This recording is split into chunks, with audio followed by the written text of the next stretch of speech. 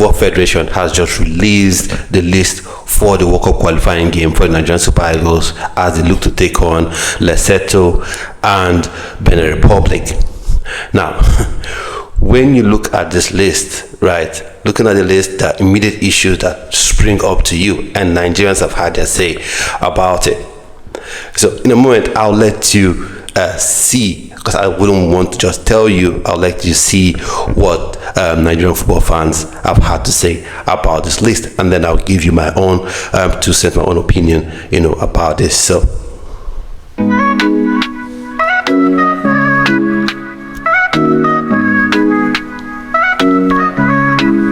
my people when they listening to me, my whole family make una hear.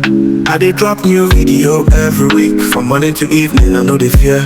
Yeah, I spend my time and my data to make sure say una dey entertained. But I check my analytics. Now from the comments you can see there's been a running team there. People talking about the strikers, some talking about Zaidu Sanusi not being included, some talking about Victor Boniface not being on the list.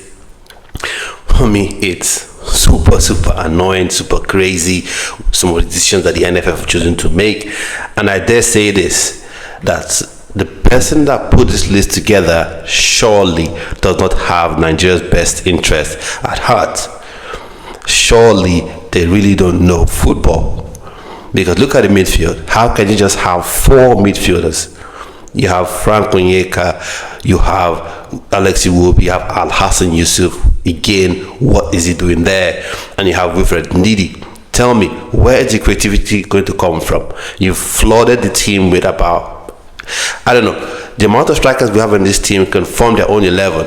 And I don't even think I'm exaggerating. Maybe I am a little bit. But who's going to get the ball to the strikers? You've got Akor Adams, you've got Victor Osimhen, of course, you've got Cyril Dessas, you've got Terry Murphy returns to the team. No Victor Boniface, who would have fitted or would have slotted in perfectly into the sort of system that, according to pundits, according to Eric Chiel, he wants to play. Having a support striker, he left one person that can play that role effectively.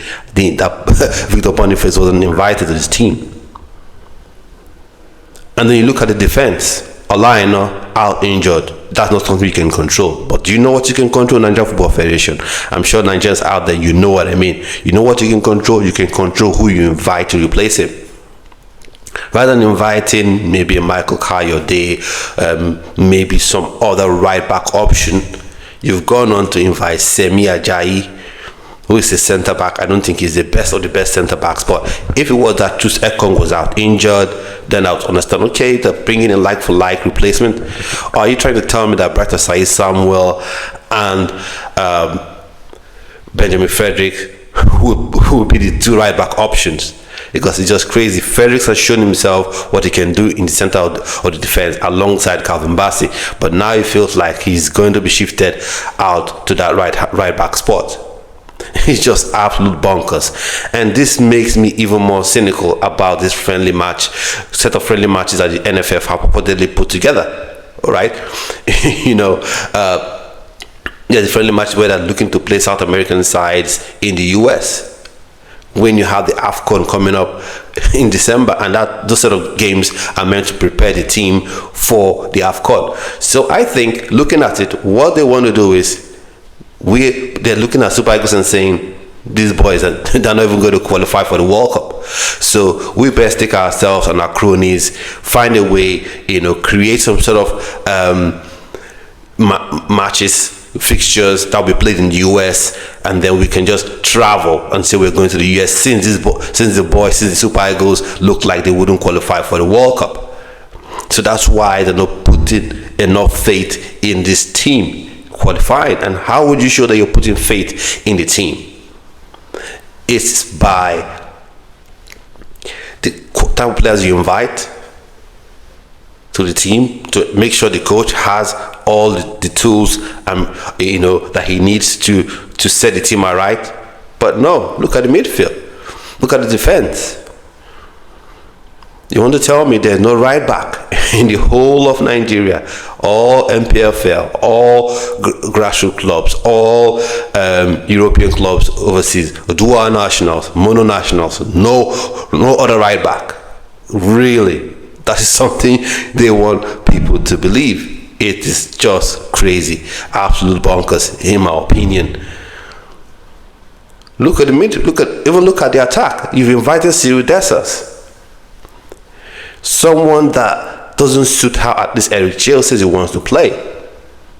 And even if you're bringing him in, I said the way you can get the best out of Cyril Dessers is by getting him a 10 that can be creative. That's why I've been saying for a long time now, for those of you who've been watching this channel, who've been subscribed to this channel, that have been commenting on this channel, right? I've been saying place emphasis on an Ethan Nwaneri or a Kane Chukwuemeka, number 10s that can be that creative force behind the striker if you want to play someone like a Cyril Dessers.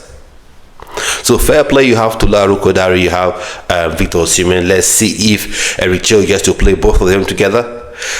The question that comes to mind is, does this NFF administration, do they know that Nigeria has missed out on qualifying for the first World Cup and probably on the verge of missing out on the second one? And in these two games, Lesotho versus Benin Republic, you cannot afford to drop points. You should be going into those games to win.